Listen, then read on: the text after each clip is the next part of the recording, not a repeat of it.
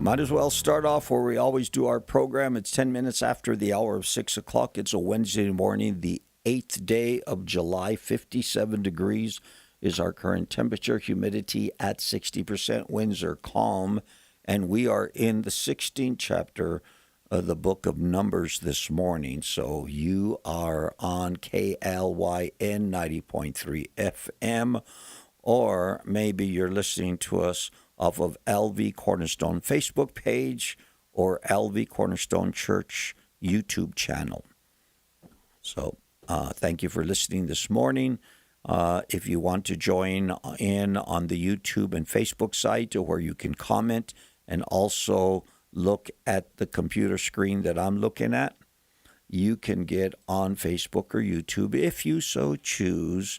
And the best way of doing that, and I talk about this all the time, is to go to our webpage, lvcornerstone.com. And on that first page, there are links to logos to the Facebook page or to the YouTube channel.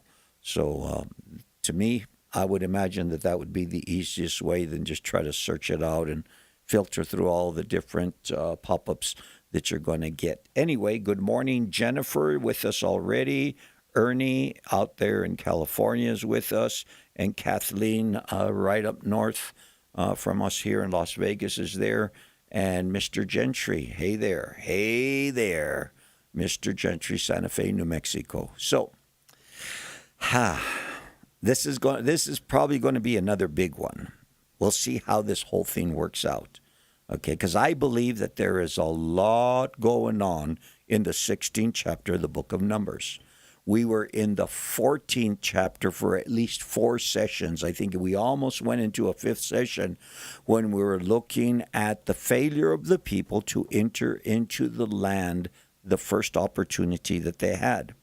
There was a lot to talk about, and there's a connection between where we left off on the 14th chapter to today's 16th chapter. But in between, as we were talking yesterday, as we went through the 15th chapter, we tried to even make a connection, really talking about the mercy of God when it came down to the 15th chapter and the failure of the people. Okay, so Flo is with us this morning. Andrea's with us this morning. And you can comment off of our Facebook or YouTube channel if you so choose, just to let us know that you're there. Whether you're in El Paso, we've had some people from El Paso. We have some people from the Albuquerque area, other states joining in. And it's open and it is available. And we're not going to nickel and dime you here on the early morning program. So let's check it out. Background, where are we? We are in, according to the header over chapter 16, Korah's rebellion. This is something that is talked about in different parts of the Bible. Not as much as them failing to enter in. But let's just do something here as we get started and see if we can run a search on the word Korah, and we will do regular expressions just in case there's any deviations off of the regular name itself. And we can find out that beyond, let me see. Okay. Let's not worry about the Genesis or the Exodus. In Numbers, where we're at right now, there's 15 times, and mostly in the chapter that we're in, that's talking about Korah. But if we go to 1 Chronicles, the name Korah, I almost said Nora. Sorry if your name is Nora this morning. Okay. Somebody caught me this morning. My fault. Slap me on the hand. 1 Chronicles has 9 verses that it talks about Korah. 2 Chronicles 1 time. Psalms 11 times. And the book of Jude in the New Testament talks about it once. So maybe we'll get into other places that it talks about Korah. and see if it's the same Korah and it's the same incident that we are confronted with in the 16th chapter of the book. So here we are. Andrea, Flo beat you by just a hair. Now, what has happened? What has happened?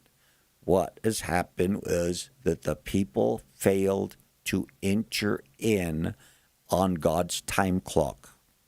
Okay? Then they decided, after God had brought judgment against them, that they were going to go in. And that's kind of where we left it off. What would it have been today's? I guess it would have been on Monday's program, because I think we only went through chapter 15 on one day. We could have probably split that up into two, but I felt that we needed to be in the 16th chapter today. So the last 15 verses or so, we just kind of went through them because we had already made the connection. But in the end of the 14th chapter, the people have been defeated by the Canaanites and the Amalekites. Amalekites, were always a problem in the Old Testament until, I think, who was it? It wasn't Saul. Saul was commanded to destroy the Amalekites, and he didn't. That was the commandment that God gave to Samuel to give to Saul, and Saul tried, he tried doing it the Frank Sinatra way. Okay. Good morning, Cindy. How you doing? Okay. Did I say Wednesday? Did I say Tuesday? Anyway, so they didn't enter in, and then they wanted to enter in. God was willing to go with them the first time, but not willing to go with them the second time, so they get defeated. Now Korah, the son of Izhar, the son of Kohath, the son of Levi, with Dathan and Abiram, the sons of Eliab, and On, the son of Peleth, sons of Reuben, took men. And they rose up before Moses with some of the children of Israel. 250 leaders of the congregation, representatives of the congregation, men of renown. So this sets it up very well for us at the beginning. Okay? Very well it sets us up at the beginning. Korah is a Levite. We speak about this all the time. Who were the Levites? One of the tribes of Israel. The tribe that the priests came out of. Aaron and Moses were Levites and had been chosen by God to be picked out from the Levites as the beginning of the priesthood class. If you've been following with us in the morning, you pretty much know what we've been, what the Levites, a little bit at least about the Levites and what their jobs were. Okay, the priesthood were going to work in the tabernacle. The Levites were going to assist them. The Levites were not going to have a particular plot of land in the promised land, which eventually they are going to get into, because remember, God says, when you enter into the land. Okay, good morning, Dana. But the Levites were going to have different cities throughout the land of Canaan. I was reading about that, I think over the weekend or something like that, about the cities that they were going to. So the Levites are going to be responsible for teaching the people and dealing with and helping the spiritual temperature of Israel to be effective. But Korah, who is one of the Levites, and then two guys from the tribe of Reuben rise up with him. One is named Dathan and the other Abiram. Okay. They rose up before Moses, according to the second verse of the 16th chapter of the book of Numbers. I would say that this is almost as important. And there's stuff that we're going to get into. And we appreciate the comments. So if you have comments this morning about what's going on and what you think could be happening here, great. Okay? Verse 2. They rose up before Moses with some of the children of Israel, 250 leaders of the congregation, representatives of the congregation, men of renown.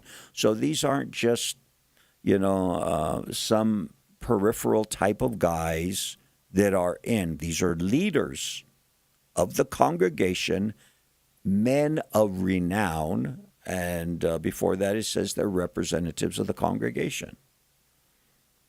So we're going to look at this, and then, as always, you're going to look at it through your own filter, and then maybe even bring it into where we are at today. They gathered together against Moses and Aaron and said to them, here's the accusation that the 250, led by Korah, Dathan, and Abiram, have against Moses and Aaron. They gathered together against Moses and Aaron and said to them, you take too much upon yourselves, for all the congregation is holy, every one of them, and the Lord is among them. Why then do you exalt yourself above the assembly of the Lord Yahweh? So, what's your thoughts? What's your thoughts on the accusation that come against Moses? I think we kind of have an idea, and it's very easy just to. But let's look at it for a while. Let's throw what's his name? Let's throw Korah on the couch.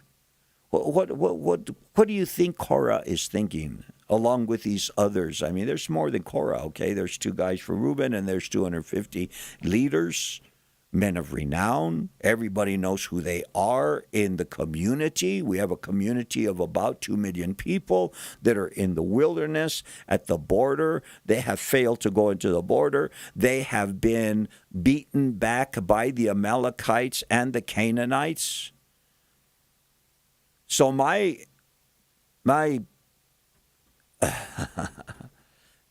thought here, I would say judgment, but my thought here is, well, we got to blame somebody.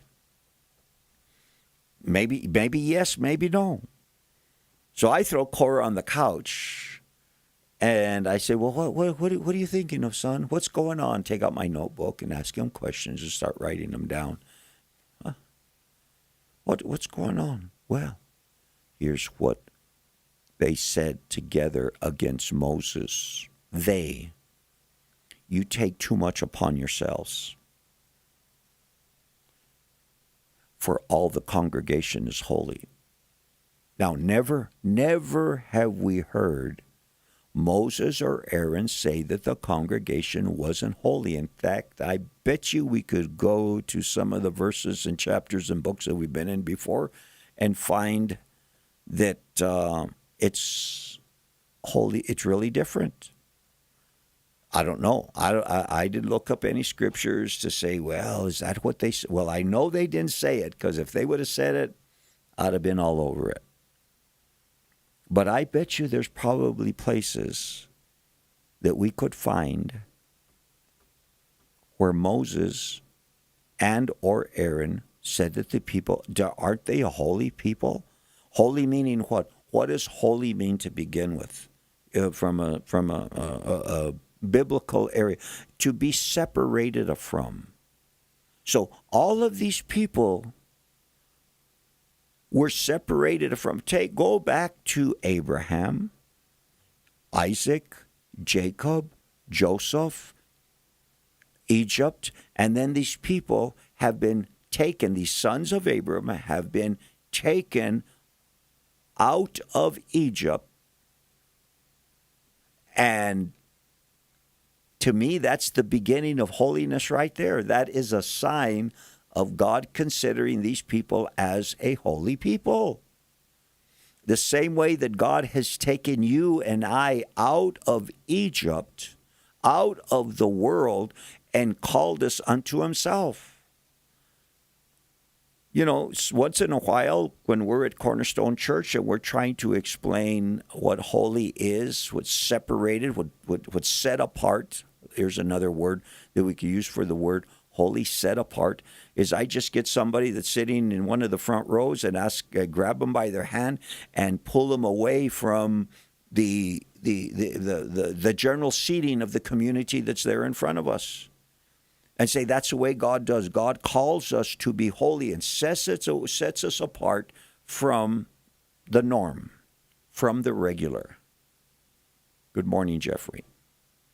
Not that this guy that I pulled by the hand and said, okay, you're more holy than the rest of them. No, it's just to show is that God gets a people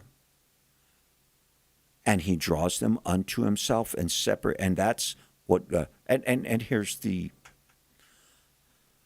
indictment against Moses and Aaron.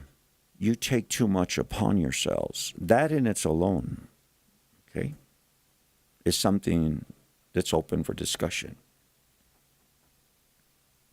Good morning, Jody. You take too much upon yourselves.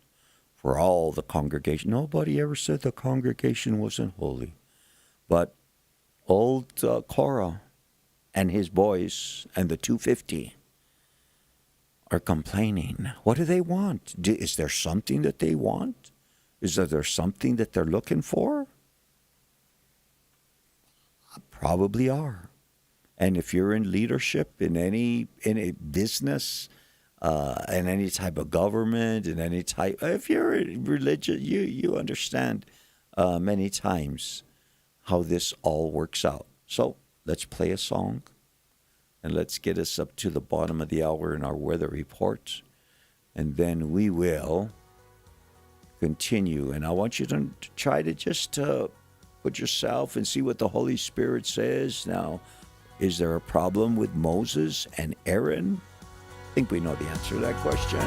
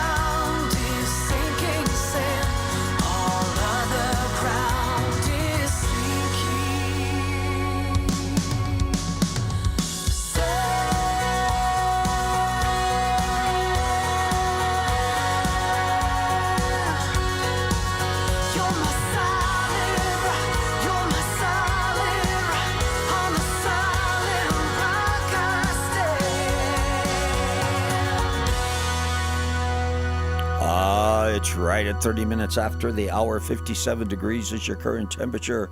Looking for a high today of 90 with mostly sunny skies. West wind around 5 miles per hour with a 30% chance of showers and thunderstorms maybe after 3 o'clock this afternoon. So maybe when the ladies, last Wednesday, the ladies, no, it had to have been the Wednesday before last, okay, because there was intercessory prayer last Wednesday. Thank you for those who didn't show up. But, yeah, it rained 2 weeks ago on Wednesday. Maybe it'll rain again today. 40% chance of showers tomorrow. Sunny through the mid-morning, then becoming partly cloudy, high near 91 degrees.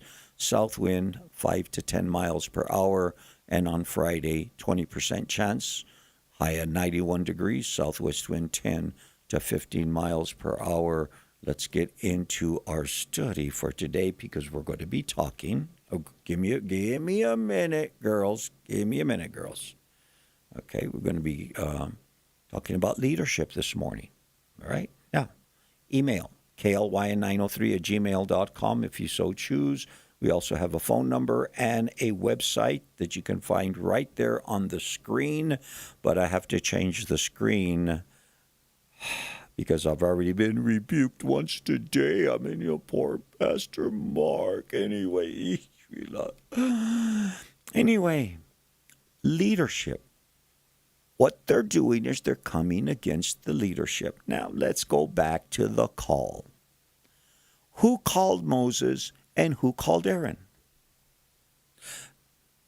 Remember, Moses had been in the wilderness for 40 years running away from Pharaoh because he had killed an Egyptian, and his picture was all over the post office. Everywhere you go, looking wanted, most wanted, Moses.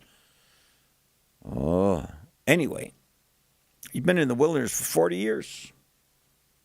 And he's just, kicking rocks one day, looking for sheep, and there's a bush that's burning, but it's not consumed. And God speaks to him out of the bush. And God says, hey, I got a job for you, man. I want you to go over there, and I want you to tell the people, I want you to tell Pharaoh, Moses, oh, yeah, man, okay, I've been waiting for this one. Heck yeah, let's do it. No, Moses didn't say that at all. Moses is looking for excuses. One of Moses' excuses, he says, I stutter.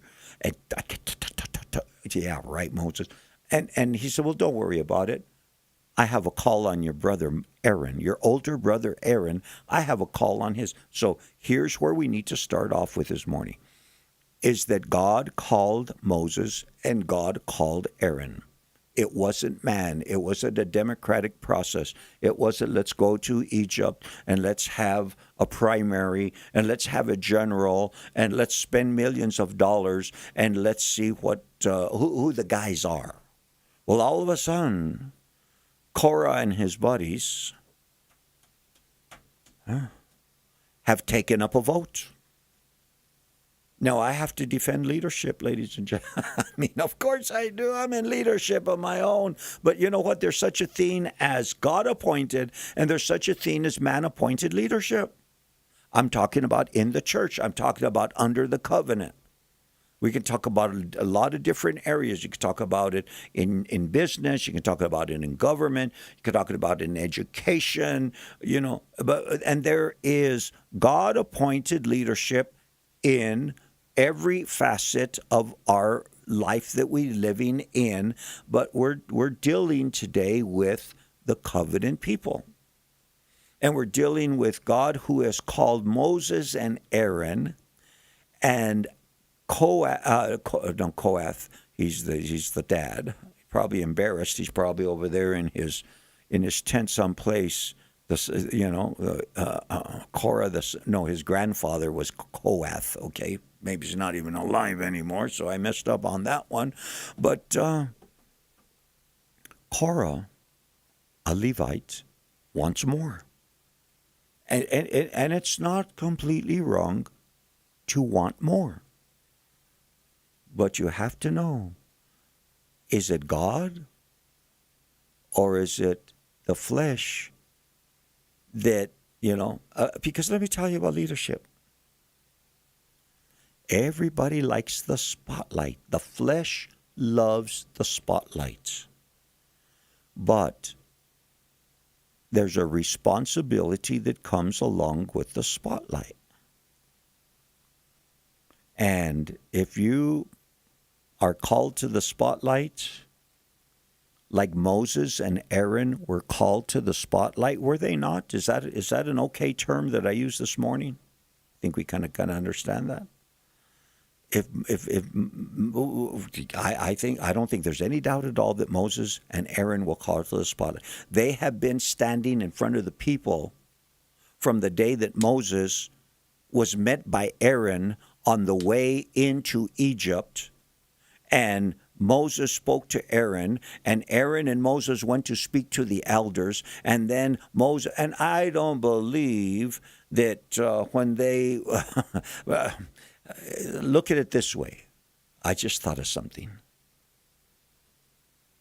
When Moses and Aaron went to the elders, and the topic before them was to go to Pharaoh, I don't see any of the elders. I don't see any of the representatives of the congregation. I don't see any of the men of renown saying, "Oh, no, we will go to Pharaoh." I could imagine that in Egypt, everybody said, "Better you than me, son." You go talk to the big boss.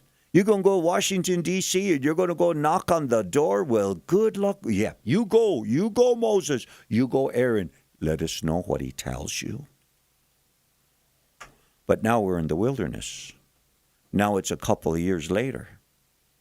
And now, and this is always a good point, ladies and gentlemen, when there's failure in the congregation, instead of Korah and Dathan and Abiram speaking to some of the leaders and say, let's have a prayer meeting and let's repent for not going in. Let's repent for not listening to. Come on, that's the context of what's here. No, instead of pointing fingers at ourselves, it's good to point fingers at somebody else. And we're living in a time now to where the finger pointing is, watch what finger you're pointing with to begin with. But there's a lot of finger pointing that's going, sometimes we just got to pull off to the side of the road and allow the conviction. Because I have a feeling that Korah and the buddies had fallen unto condemnation, not unto conviction. The conviction and condemnation are not the same thing. Now, I want you to read this. I want you to understand this, because probably all of us are part of this someplace or another. When you have a coffee break at work, what do you talk about? Everybody's in the break room except the boss, okay? And somebody starts the conversation and nitpicking here and there. What do? If you can't say nothing good, don't say nothing at all. Yeah, that's probably a good start, is don't say anything at all. Don't join in. But sometimes you might have to say something. In different areas. Now, let's talk about in the congregation. Because we got churches that are just as guilty as this as anybody. Well, we're redeemed. We're a new creation in Christ Jesus. Yeah, but I think we were admonished in the New Testament not to walk in the flesh. Not sure. Wink, wink. But I think we're in. And I believe that Korah has, I don't know if he started it, probably did, because his name's first, started this whole deal. and they're coming against the leadership. They're coming, and it's a God-appointed leadership. So if they're coming against God's appointed leadership, who are they really coming against? Because it's never our fault. It's always somebody else's fault. And we're not going to blame it on God. 99% of the time, we're not going to blame it on God. They gathered together against Moses, verse 3. I told you we were going to be in this chapter for a while. They gathered together against Moses, and Aaron said to them, "You take too much upon yourselves. All the congregation is holy." I never heard anybody say to the contrary that the congregation wasn't holy. In fact, my premise is that they have said you're a holy people, a chosen generation. But you have your place. Here's another thought that I have, and it's been a while now. Okay, so I've been able to experience and think about things for a long time, and here's another idea that I have that I'll just throw out there. If you don't find your place, you're always looking for somebody else's place. Once you find your place, then you're not looking around. So is it possible that Korah, being a Levite, had never found the place where God wanted him?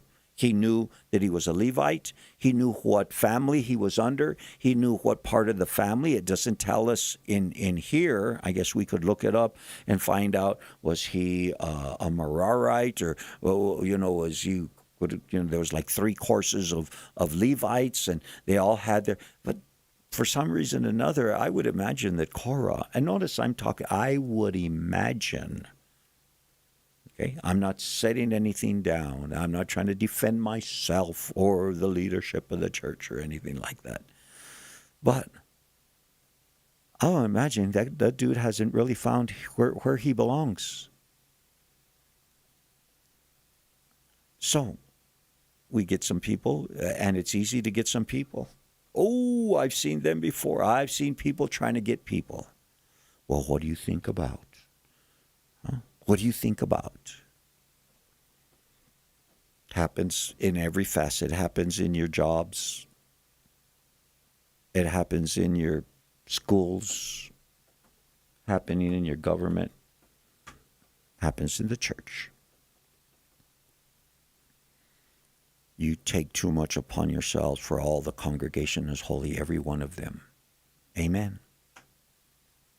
And Yahweh is among them. Amen. Why then do you exalt yourselves above the assembly of the Lord?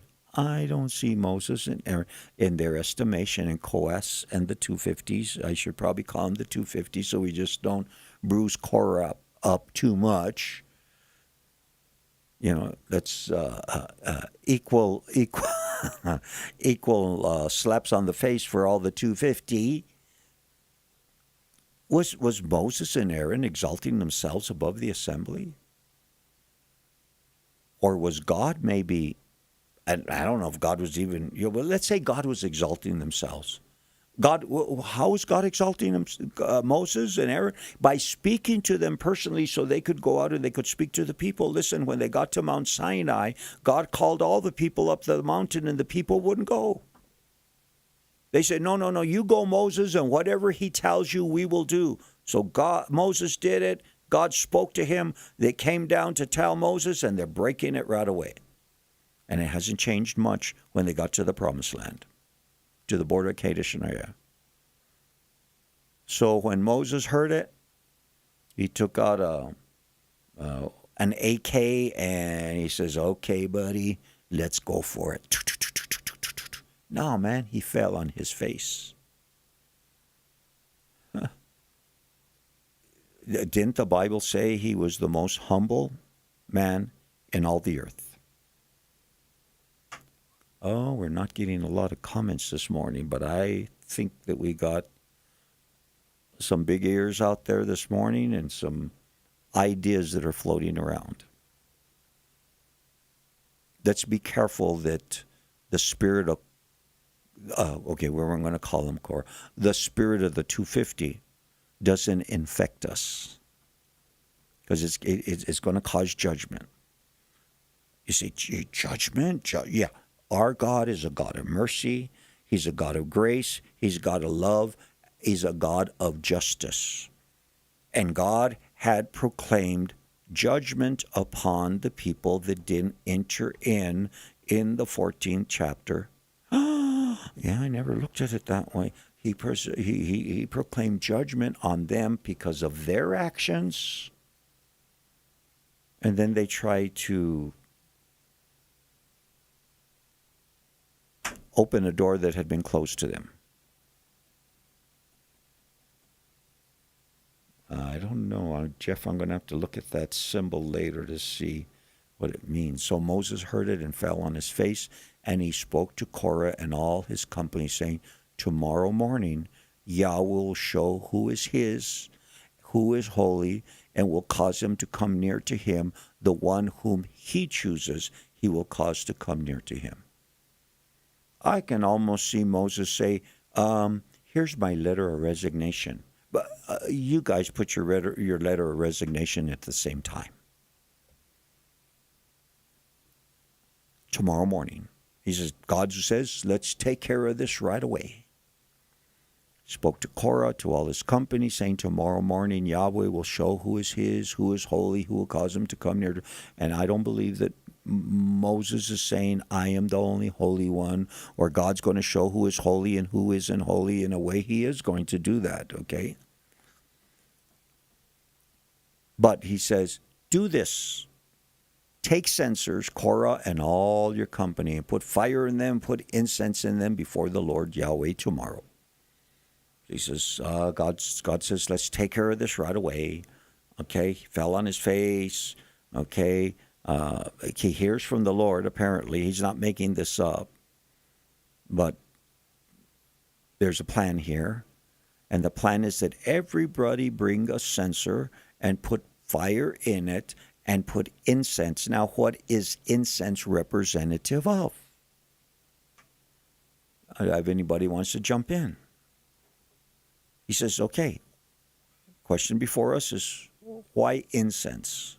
Why a censer? Okay. But he says, do this.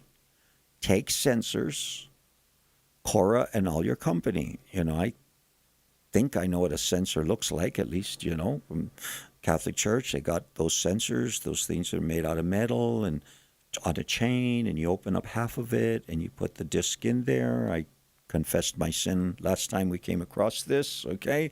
And you light the charcoal and you put it in there and you rock it left and right, forward and backward, and get that charcoal going real good. And then the priest will get the incense out of that vessel, that little vessel, and spoon it over the charcoal, and you'll have the incense burning.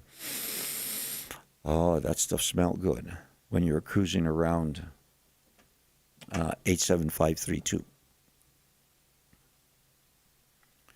So here's what I believe God told Moses, that God is going to choose tomorrow. I don't think there's much doubt that God didn't tell Moses about this, but here's what it comes. Take censers, Korah, and all your company. Everybody, all 250 you guys, go get your censers. Some of them were the tribe of Reuben. Did they have censers already? Well, I don't know. Maybe they borrowed them from some of the other Levites. Put fire in them. And this is serious business, ladies and gentlemen. Serious business. Was Moses self-appointed?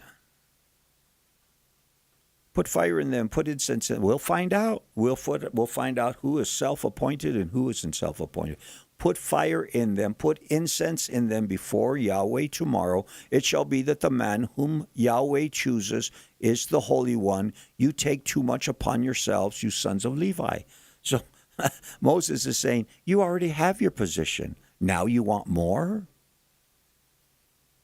You take too much upon yourselves, you sons of Levi. So there were some other guys probably that were Levites that were, nodding their head to the affirmative when Korah was giving his indictment against Moses and Aaron. He said, man, you already got your job, man. You already got your call. What are you looking for? So you don't even know what you're asking for. Really, they didn't know what they were asking for. And I'll bet money on that one that they didn't know what they were asking for. They didn't know what came along with the call that Moses and Aaron had. But Moses had humbled himself before the Lord, fallen down on his face. Says, you can walk all over me if you want to. You can kick me. You can trample me. You can do whatever you want to do. I'm throwing myself at the mercy of God. Then Moses said to Korah, hear now, you sons of Levi. So we're throwing some more than just one Levite into the 250. Good morning, Mr. Vigil. Same to you, son. Then Moses said to Korah, hear now, you sons of Levi, is it a small thing? And let me say, was Moses perfect? Oh, we're going to find out that he wasn't perfect. Was Aaron perfect? He was a man just like Korah and Abiram and Dathan and everybody else. They were men, but they had a calling upon them. Just like David. David was just a man. David had a calling on him. In fact, from the time that Samuel had anointed David as a young man to be the next king, the Spirit of God came upon him in a powerful way, and it was going to be that way all of his life. That's why David, after he sinned, said, take not thy Holy Spirit from me. Because he knew that it was the Spirit of God that was going to keep him, the Spirit of God that was going to help him do what had to be done. Spirit does the 80%. David does the 20, the old 80-20 rule. Then Moses said to Korah, hear now, you sons of Levi, is it a small thing that that the God of Israel has separated you from the congregation of Israel? There's holiness there. That's separation. Okay? Set apart. Is it a small thing that God has called the sons of Levi, the tribe of Levi, and set them apart? Separated them? To bring you near to himself? There's holiness right there. He's not calling them that they are unholy. But they're doing an unholy thing, and I think we all realize that. To bring you near to himself, to do the work of the tabernacle of Yahweh, to stand before the congregation to serve them. Isn't that enough? And that he has brought you near to himself, you and all your brethren, the sons of Levi, with you. And are you seeking the priesthood also? We want to be like Aaron and his sons. Because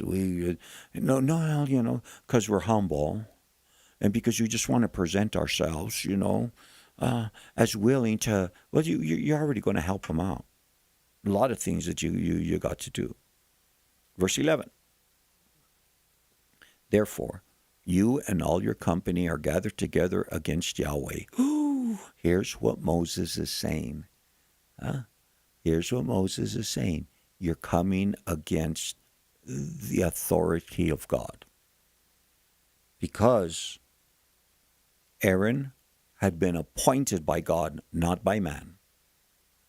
And when they came against the authority and the position that God had brought to Aaron, they were coming against God. And I'm telling you, I've seen people over the 50 years of my Christian life, I've seen people that try to come against those that God has appointed, and they got. You can hear what's in their head by what they say, even though they don't really say it, and then you see them whispering in the background, and you say, I think I know what's going on there. And you can let your pride take over. as a leader, or you can check yourself out to make sure that you're appointed by God and not by man and not by yourself. Therefore, you and all your company are gathered together against Yahweh. And what is Aaron that you complain against him? Do you really want everything that Aaron has? Do you really want to there's a responsibility that comes along with it. And that's what people don't really understand many times. But he says, you guys go get your censers. You guys go show up tomorrow. And let's let the Lord answer this one, because that's the one. It's kind of like when they didn't enter into the land. What happened when they didn't enter into the land? Wasn't it that they come against Moses and Aaron, and the cloud settles upon the tabernacle. Come, thou fount of every blessing, tune my heart to sing thy grace. Streams of mercy never ceasing, call for songs of loudest praise. Teach me some melodious sonnet sung by flaming tongues above. Praise his name, I'm fixed upon it, the name of God's redeeming love. Hitherto thy love has blessed me, thou hast drawn me to this place, and I know thy hand will lead me safely home by thy good grace. Jesus sought me when a stranger, wandering from the fold of God, he to rescue me from danger bought me with his precious blood.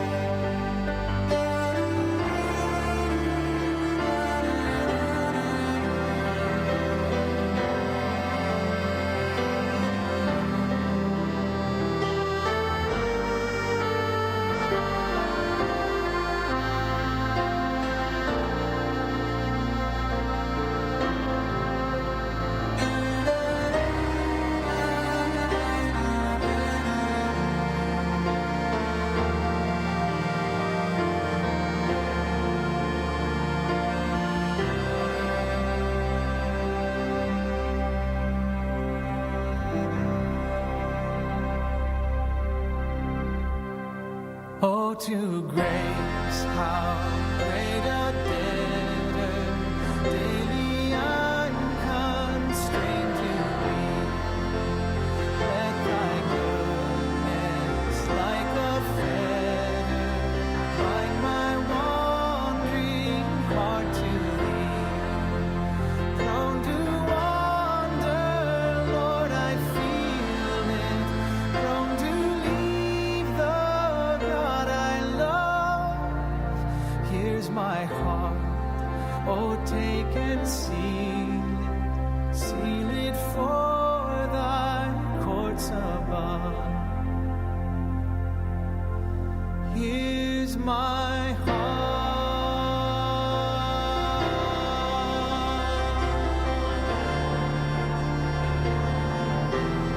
Here's my heart.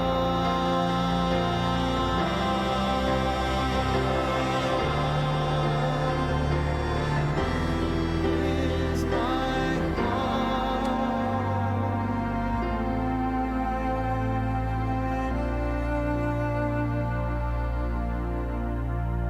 Here's my heart, oh, take and seal it seal it for thy courts above.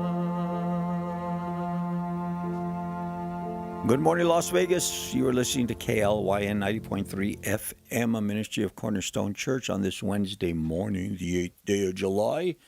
59 degrees here in our community, 58% humidity, and the breeze is up to almost 7 miles an hour right now. And good morning also to our Facebook people on LB Cornerstone Facebook and our YouTube channel commenters and people that are watching us on YouTube at LB Cornerstone Church. We are in the 16th chapter of the book of Numbers. It's not an easy subject to talk about, okay? But Aaron and Moses, their authority, the authority. Now, here's what you have to understand about authority. There is such a thing as God-given authority. Not all authority is God-given. But there's such a thing as God-given authority, even in the government section. You know, you're in the government sector, or you might be in politics or something like that. You know, even the Bible says, hey, shh, watch out. New Testament. We're not there right now, so we're not going to go over there, but there are warnings to us.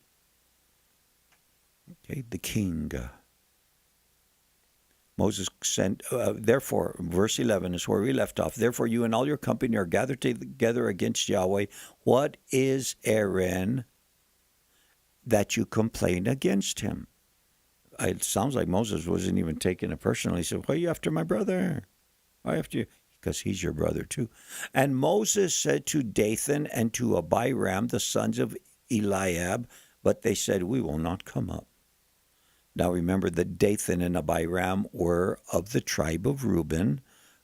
Korah was from the tribe of Levi, but Dathan and Abiram were apparently some of the principal rebel rousers that were there. Rebel rousers.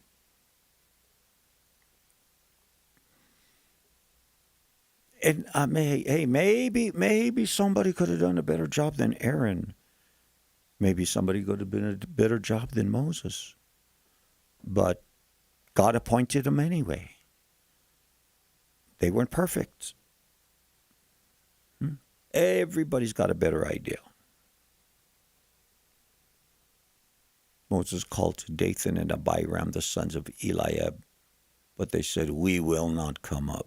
Hey, come on, boys. Tomorrow morning, grab your sensors. Come down. No, we're not going. No, sirree, we're not going. I wonder what their mindset was when they said we will not come up. Could have been by now. Don't think it's true, but they could have been by now. They decided, you know what? I think maybe we've overstepped it a little bit. Maybe we better stay home. But I think there were some other reasons why that they didn't show up. Verse 13 says, is it a small thing that you have brought us up out of the land flowing with milk and honey to kill us in the wilderness, that you should keep acting like a prince over us? Huh? Oh, yeah. You brought us out of a land flowing with milk and honey, with a promise of taking us to another land that is flowing with milk and honey. I don't think Egypt flowed with milk and honey for the Hebrew children that were there. And it's so easy 2 years later, and we forgot everything what Egypt was like. So you want to go back to Egypt. Dana, wasn't that a song that you talked about the other day? So you want to go back to Egypt. Huh? Yeah. Is it a small thing that you have brought us up out of the land flowing with milk? You took us out of a great place, man. Oh, I mean, we were really flourishing in Egypt. You brought us up to kill us in the wilderness. This you should keep acting like a prince over us. Moreover, you have not brought us into a land flowing with milk and honey. I am sorry, ladies and gentlemen. But I look at the complaint of Dathan and Abiram and I say, what? The 12 spies, all of them said it's a land filled with milk and honey. The 12 spies brought back the cluster of grapes. They came back, all of them, with a report. Their report was the same report. There were giants in the land. There was a lot of people. They were prosperous, and the land was a good land. But Moses did bring them up to the land, but they were unable to look over the border by faith and enter into God's rest. You have not brought us into a land flowing with milk and honey, nor given us inheritance of fields and vineyards. Will you put out the eyes of these men? Are you going to blind us? What does that mean? You're blind already, brother. You've let this pride, and pride goes before destruction, and a haughty spirit before a fall. Will you put out the eyes of these men? We will not come up. Sounds to me like they're defiant. Then Moses was very angry and said to Yahweh, do not respect their offering. I have not taken one donkey from them, nor I have hurt one of them. Moses stands up in the middle of the court and says, I haven't done nothing wrong. Moses was very angry. Said to Yahweh, do not respect their offering. I have not taken one donkey from them, nor have hurt one of them. And Moses said to Korah, tomorrow you and all your company be present before Yahweh, you and they as well as Aaron. So there's the schedule. Tomorrow. Show up tomorrow. I'm sure there was a particular time because we have particular issues and we have a particular way of fixing it. Yeah, but I know better. Yeah, but I can, and I see what. Okay.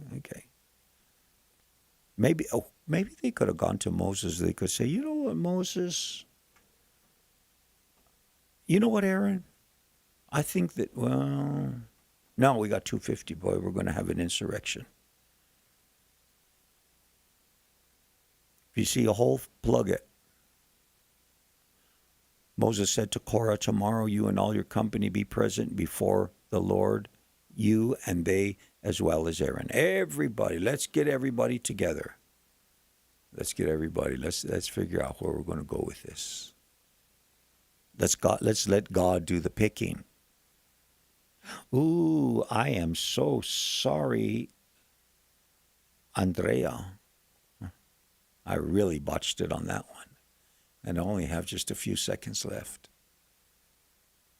Tomorrow we got some other, we're going to cover the topic, and there's some other topics that we're going to cover along with it. Okay?